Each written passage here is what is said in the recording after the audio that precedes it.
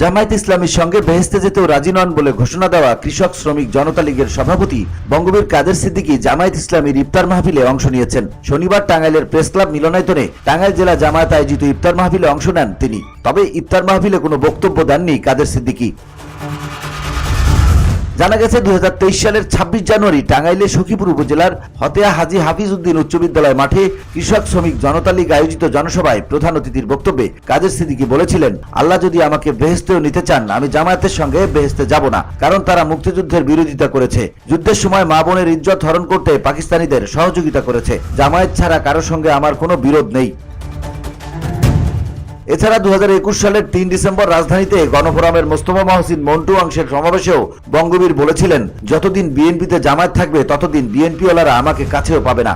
আমাকে জামায়াতের সঙ্গে আল্লাহ তাআলা যদি বেহেশতে নিতে চান আর তখন যদি জ্ঞান থাকে বলবার মতো, আমি বলবো জামায়াতের সঙ্গে আমি বেহেশতেও যেতে চাই না।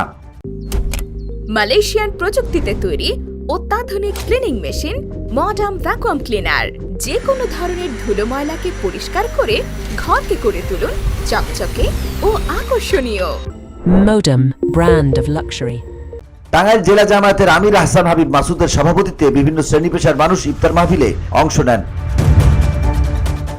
BOD Bangla news desk.